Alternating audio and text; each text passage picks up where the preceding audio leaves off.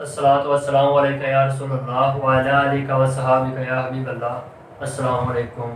मैं हूँ आपका होस्ट डॉक्टर अतीक इस्लाम। आज मैं आपको एक और इम्पोर्टेंट इशू के मतलब बताना चाह रहा हूँ। वो क्या है कि वो है पिंपल्स। यानी पिंपल्स क्या होते हैं, ये कैसे प्रोड्यूस होते हैं और कहाँ कहाँ प्रोड्यूस होते हैं, इसकी प्रिवेंशन क्या है।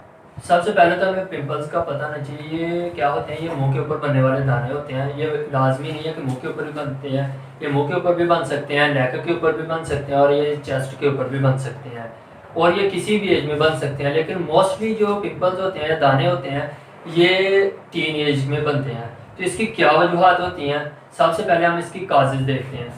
तो काजेज ऑफ पिंपल ये है कि ऑयली फूड, जो लोग ऑयली फूड ज़्यादा इस्तेमाल करते हैं जैसा कि समोसे, पकौड़े, तली हुई चीज़ें ये जो होती हैं, इनसे क्या होता है कि हमारी बॉडी के अंदर जो फैटी एसिड होते हैं वो यानी लो, एक होता है कोलेस्ट्रॉल लेवल होता है, यानी एक गुड कोलेस्ट्रॉल लेवल होता है, एक बैड कोलेस्ट्रॉल लेवल होता है। तो जो होता है बैड कोलेस्ट्रॉल यानी कि बैड फैटी एसिड जो होते हैं वो बॉडी में इंक्रीज होते हैं। फिर वो क्या काम करते हैं कि जो हमारी स्किन के ऊपर है, यानी मोस्टली वो चेहरे के ऊपर आके यानी कि जमा होना शुरू हो जाते हैं, जिससे पिंपल्स बनते हैं। ठीक हो गया। फिर दूसरे नंबर पर आ जाता है एनवायरमेंटल इश्यूज, यानी कि जो पोल्यूटेड एनवायरनमेंट है, जैसे कि हमारा माहौल जो है वो आलूदा होता है बाज़ का बहुत ज़्यादा।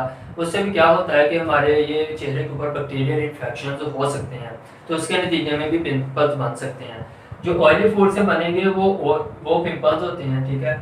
तो जो एनवायरमेंटल इशू से बैक्टीरियल इन्फेक्शन हो सकते हैं, तो ये आगे हम इनकी ट्रीटमेंट में बताएंगे कि उनके लिए कौन सी ट्रीटमेंट है, उसके लिए कौन सी ट्रीटमेंट है। फिर उसके अलावा पुबर्टी, यानी कि जब एक मेल या फीमेल अपनी यंग एज में दाखिल होता है, यानी जब वो बालिग होता है, तो उसमें हार्मोनल चेंजेस आती हैं, मेल में भी और फीमेल में भी। मेल में मुख्तलिफ हार्मोन होते हैं, फीमेल में मुख्तलिफ हार्मोन होते हैं। तो वो भी क्या प्रोड्यूस करते हैं कि बाज़ का वो भी चेहरे के ऊपर पिंपल्स प्रोड्यूस करने का वजह बनते हैं। फिर side effect of any creams, यानी कि जो भी हम कोई क्रीम यूज़ करते हैं चेहरे के लिए, वाइटनिंग के लिए या फेस फ्रेशनर से यूज़ करते हैं, तो ये क्या काम करते हैं कि ये हमारे साइड इफेक्ट, इनके साइड इफेक्ट से भी क्या हो सकता है, क्योंकि इन क्रीम्स में केमिकल्स होते हैं जो हमारी स्किन को नुकसान पहुंचाते हैं। हम तो बेसिकली यूज़ कर रहे होते हैं उसको वाइटनिंग के लिए, तो वो वक्ती तौर पर तो वाइटनिंग प्रोड्यूस करती है, लेकिन उसके साइड इफेक्ट क्या होते हैं कि वो हमारे बॉडी के ऊपर पिंपल्स प्रोड्यूस कर सकते हैं। फिर डिहाइड्रेशन, बॉडी के अंदर अगर पानी की कमी हो जाएगी तो क्या होगा कि इससे भी हमारी बॉडी के ऊपर पिंपल्स प्रोड्यूस हो सकते हैं, यानी हमें पानी भी ज़्यादा पीना चाहिए। फिर उसके अलावा स्क्रैचिंग, अगर बार बार हम चेहरे के ऊपर खारिश करते हैं या अगर कुछ थोड़ा सा छोटा दाना बना हुआ है तो उसको बार बार हम छेड़ते हैं, तो क्या होगा कि उसके ऊपर बार बार दबाने से या उसको टच करने से क्या होगा कि हमारी बॉडी के ऊपर पिंपल्स जो हैं वो ज़्यादा हो सकते हैं। फिर उसके अलावा एक्सेसिव सनलाइट, यानी कि सूर्य की रोशनी में अगर हम थोड़ी देर रहेंगे तो वो हमारे लिए नुकसानदेह नहीं होगा, बल्कि वो पिंपल्स को ख़त्म करेगा। लेकिन अगर हम ज़्यादा देर धूप में रहेंगे, उससे क्या होगा कि हमारी स्किन ड्राई होगी और ऑयली ग्लैंड से ऑयल प्रोड्यूस करेंगे, उससे भी उसके नतीजे में भी क्या हो सकता है कि ड्राई और ऑयल की वजह से भी पिंपल्स प्रोड्यूस हो सकते हैं। फिर उसके अलावा स्ट्रेस काज तो नहीं है, लेकिन ये कुछ ऐसे हार्मोन प्रोड्यूस करती है जो आगे जाके जो ऑयली ग्लैंड होते हैं उनको स्टिमुलेट करते हैं, जिससे क्या होता है कि हमारी बॉडी के ऊपर पिंपल्स बनते हैं। तो अब क्या है कि पिंपल से कैसे बचा जा सकता है, यानी प्रिवेंशन क्या है। अगर तो थोड़े बहुत पिंपल्स हैं, यानी कि चंद एक है मुंह के ऊपर, तो उससे प्रिवेंट किया जा सकता है। तो उसकी प्रिवेंशन कैसे होती है कि हमें जंक फूड जो होती हैं, यानी कि जंक फूड में आ जाती है, ऑयली फूड्स भी आ जाती हैं, पिज़्ज़ा, जिंगर, ये सारी तली हुई चीज़ें, इनसे हमें मुकम्मल इज्तनाब करना चाहिए। और अब कुछ लोग पूछते हैं कि हमें ये कैसे कि यानी कि कितनी देर खाएंगे ये चीज़ें तो हमारी बॉडी के ऊपर पिंपल्स बनेंगे। तो ये क्या है कि अगर एक हफ्ते में हम खाएंगे तो उससे भी क्या होता है, यानी हर हफ्ते में एक दो दफ़ा खाने से पिंपल्स बनते हैं। तो कुछ लोग तो रूटीन बना लेते हैं, यानी कि हर रोज़ उनका, यानी किसी ने जिंगर खाना है, किसी ने पिज़्ज़ा खाना है और किसी ने समोसे पकौड़े खाने हैं। तो उनसे भी क्या होता है कि इनके सिर्फ यही नुकसान नहीं है, ये पिंपल ही प्रोड्यूस करेंगे। तो ये चीज़ें क्या काम करती हैं कि हमारे स्टोमिक प्रॉब्लम, इंटेस्टाइनल प्रॉब्लम और लिवर प्रॉब्लम ये भी काज करती हैं। तो अभी हम वो डिस्कस नहीं कर रहे, हम सिर्फ पिंपल डिस्कस करते हैं। तो अगर हम एक महीने में एक दफ़ा खा रहे हैं, 15 दिन में एक दफ़ा खा रहे हैं, तो उससे हमें इतना नुकसान नहीं होगा, यानी जंक फूड या पिज़्ज़े, समोसे, बर्गर वगैरह से। तो अगर हम इसकी रूटीन बना देंगे या एक हफ्ते में 2 दफ़ा खाएंगे, तो क्या होगा कि हर वीक में 2 दफ़ा, अगर ऐसा भी होगा कि एक हफ्ते में आपने 2 दफ़ा खा लिए ना, तो उससे भी पिंपल प्रोड्यूस नहीं होंगे।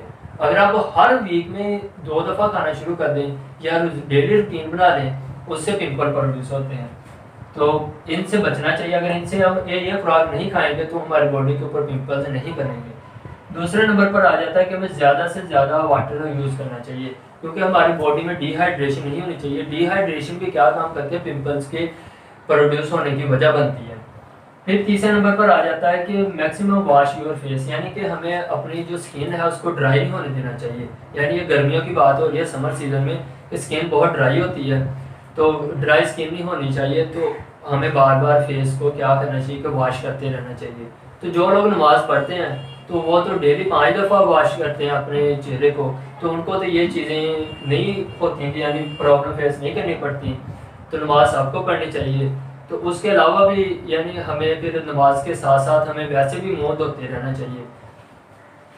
फिर उसके बाद क्या होता है कि avoid from using of cream, यानी कि कोई भी क्रीम है वो नहीं यूज़ करनी चाहिए, लिमिट में यूज़ करनी चाहिए, कम यूज़ करनी चाहिए, बहुत ज़्यादा नहीं यूज़ करनी चाहिए। हमारी जो फीमेल्स के रिलेटेड ये मोस्टली इशू पाया जाता है, वो बहुत ज़्यादा वाइटनिंग क्रीम यूज़ करती हैं। तो उससे क्या होता है कि हमारी स्किन डैमेज हो सकती है वक्त से पहले। एक तो ये नुकसान है, फिर पिंपल भी प्रोड्यूस होते हैं, तो उनको नहीं इतना यूज़ करना चाहिए। तो वो नेचुरल ब्यूटी होती है, तो उसको कैसे इन्हांस किया जाता है, तो वो हम आपको नेचुरल ब्यूटी के टिप्स भी बताएंगे नेक्स्ट वीडियोज़ में। तो फिर हमें क्या करना चाहिए कि ब्लड प्योरीफायर यूज़ करना चाहिए। ब्लड प्योरीफायर बेशुमार है, लेकिन जो 2 हैं, मेन 2 मैंने नोट किए और अपने सीनियर डॉक्टर से बात की, तो वो सिर्फ ये 2 ही हैं, एक चराइता और एक साफ़ी। चराइता क्या होता है कि ये छोटे छोटे दाने होते हैं जो हमें किसी भी हमारे मेडिकल स्टोर से मिल जाते हैं। तो उसको रात को पानी में भिगो देना चाहिए, फिर सुबह उठ के वो नहार में पानी पी लेना चाहिए। तो फिर साफ़ी ये क्या करना चाहिए कि 1 चम्मच सुबह, 1 दोपहर, 1 शाम, यानी 3 चम्मच ये इस्तेमाल करने हैं, सुबह शाम दोपहर। अगर तो क्या होगा कि पिंपल्स बहुत ज़्यादा है चेहरे के ऊपर, यानी कि हमारी ये चिक्स भी भरी हुई है, रेड हुई है, और ये भी और माथा भी, और क्या होता है कि फिर उसके लिए ट्रीटमेंट यूज़ करनी चाहिए। तो क्या ट्रीटमेंट होनी चाहिए, तो उसके ट्रीटमेंट में सबसे पहले हमें क्या यूज़ करना चाहिए कि bio aqua acne cream use करनी चाहिए। ये बहुत अच्छी क्रीम है जो पिंपल्स को रिमूव करती है, और एंटी एक्नी सोप इस्तेमाल करना चाहिए, और लेमन फेस वॉश। हाँ, अगर पिंपल्स में पस होगी, यानी पिंपल्स भी होंगे, वो साथ में जब हम उनको दबाएंगे तो हाँ पिंपल निकलेगा, थोड़ी सी साथ में पस भी निकलेगी। ये अगर बहुत ज़्यादा है चेहरे के ऊपर, तो गर्मियों में तो वैसे भी बहुत ज़्यादा बन जाते हैं। अगर ऐसा है तो फिर हमें ये एक अकेली मेडिसिन ये यूज़ करनी चाहिए, ट्राइमेलासिन, ठीक है। उसके साथ हम ये फेस वॉश और ये 2-3 चीज़ें यूज़ कर सकते हैं। अगर ये पस के साथ बने हुए हैं, ये सारी चीज़ें नहीं यूज़ करनी। ये मैं जो बता रहा हूँ उसको गौर से सुने और देखें, फिर वो यूज़ करें। तो ये सिर्फ उसी सूरत में है, मैं बार बार कह रहा हूँ कि जिनकी बॉडी के ऊपर बहुत ज़्यादा, एक हद से ज़्यादा पिंपल्स बने हुए, यानी कि ये सारी चिक्स भरी हुई हैं, ये भी भरी हुई हैं, और ये माथा भरा हुआ है, वो यूज़ करें। आम बंदा नहीं कि जिसके 2-4 बने हुए हैं, 2-4 इस साइड पे, 2-4 इस साइड पे, वो ये अगर सिर्फ प्रिवेंशन यूज़ कर लेगा तो उसकी बॉडी के ऊपर वो पिंपल्स ख़त्म हो जाएंगे। लेकिन अगर वो बहुत ज़्यादा है, ठीक है, तो फिर हमें ये मेडिसिन की तरफ ही जाना चाहिए, ट्रीटमेंट की तरफ जाना चाहिए। अदरवाइज कोई भी डिजीज़ है उसकी प्रिवेंशन ही करनी चाहिए, क्योंकि अगर हम 2-4 दाने हैं करेंगे तो वो पिंपल्स को ख़त्म, लेकिन साथ में जो हमारी नेचुरल जो बैक्टीरियाज बॉडी के ऊपर होते हैं, नेचुरल फ्लोरा इसको कहते हैं, वो उनको नुकसान पहुँचाते हैं, उससे हमारी स्किन डैमेज होती है। तो इसलिए एहतियात करनी है कि बहुत ज़्यादा होने की सूरत में आपने ये मेडिसिन यूज़ करनी है, ट्रीटमेंट यूज़ करनी है, अदरवाइज ये प्रिवेंशन ही यूज़ करनी है। फिर उसके बाद क्या आ जाता है कि क्लिंडामाइसिन, ये एक टैबलेट है, और डॉक्सीसाइक्लिन, ये टैबलेट यूज़ करनी चाहिए अगर बहुत ज़्यादा पिंपल है लेकिन वो पास वाले नहीं हैं, ठीक है। अगर वो पास वाले हैं तो आप इन दोनों में से कोई एक जो है ना गोली इस्तेमाल कर सकते हैं, यानी ट्राइमेलासिन, डॉक्सीसाइक्लिन, और एंटी एक्नी सोप, और बायो एक्वा क्रीम, ठीक हो गया। ये हमने क्या काम करनी है, यूज़ करनी है जब हमारे पास वाले हैं, यानी कि जब पिंपल्स पास वाले होंगे। एक दफ़ा मैं आपको फिर बता देता हूँ कि कौन कौन सी चीज़ें जब पास वाले पिंपल्स होंगे तो उनमें यूज़ करनी है, डॉक्सीसाइक्लिन, ट्राइमेलासिन, और एंटी एक्नी सोप, और बायो एक्वा क्रीम, ये जब पास वाले हैं। जब पास के बगैर वाले हैं, यानी पिंपल्स चेहरे के ऊपर बहुत ज़्यादा हैं और पास के बगैर वाले हैं, तो उनके लिए हमें क्या यूज़ करना चाहिए, कैनाडेक्स क्रीम, और इन दोनों में से कोई एक, यानी क्लिंडामाइसिन यूज़ कर लें और कैनाडेक्स यूज़ कर लें और लेमन फेस वॉश यूज़ कर लें, तो आपके वो पिंपल से ठीक हो सकते हैं। और पास वाले के लिए सिर्फ ये हमने ट्राइमेलासिन यूज़ करनी है। ठीक हो गया। और ये मेडिसिन जो है ना सारी नहीं खानी, इनमें से यानी ये 3 क्रीम्स हैं, बायो एक्वा क्रीम है, ट्राइमेरासिन क्रीम है और कैनाडिक्स क्रीम है। कैनाडिक्स और बायो एक्वा क्रीम जो पास के बगैर वाले पिंपल्स हैं उनके लिए यूज़ कर सकते हैं, आप दोनों में से कोई एक यूज़ कर सकते हैं।